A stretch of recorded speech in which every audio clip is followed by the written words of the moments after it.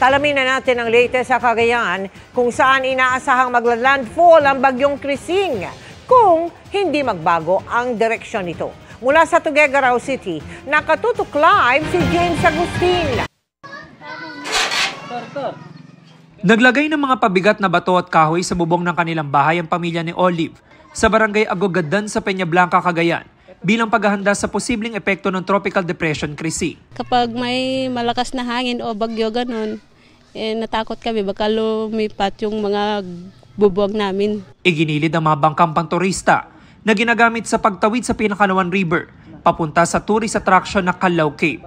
Ang ilang kubo na nagsisilbing cottage, pinagbabaklas.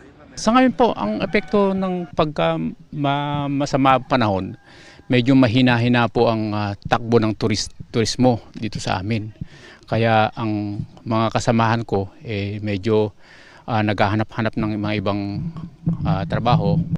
Dahil maganda pa ang panahon kaninang tanghali, sinulit ito ng ilang turista. Gaya ni Janice at kanyang mga katrabaho na day off ngayong araw. Matagal na kasing plano, sir, ngayon lang natuloy. Drawing lahat.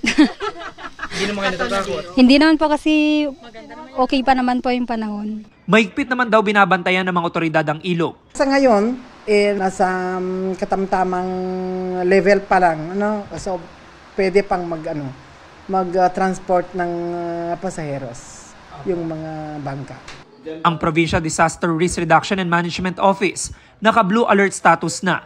Pinaghahanda ang mga posibleng maapektuhan ng bagyo para sa preemptive evacuation. Naka-standby na rin sa 7 quick response stations sa mga gagamiting search and rescue equipment, gaya ng mga rubber boats, life vest at life ring. Minomonitor ang antas ng tubig sa Cagayan River at mga tributaries nito. Mahigpit na binabantayan ng 15 coastal municipalities. May apela rin ng PDRMO sa mga residente na naninirahan doon. Sa mga kababayan po natin sa Cagayan, natatandaan po natin yung last year na sunod-sunod na bagyo. Halos parehas po yung ang track nito na dadaanan. Wag na po tayong magdidili-dali na hindi sumama sa mga barangay officials kapag kayo po ay pinuntahan para sa kasiguraduhan po nila at kaligtasan. Samantala, alas 5 ng hapon kanina nang itinaas ng PDRMO ang red alert status, ang ibig sabihin po niyan ay magpapatupad na ng forced evacuation sa mga coastal municipalities. Yan muna ilitas mula dito sa lalawigan ng Cagayan. Balik sa iyo, Mel. Maraming salamat at doble ingat kayo dyan, ha, James Agustin.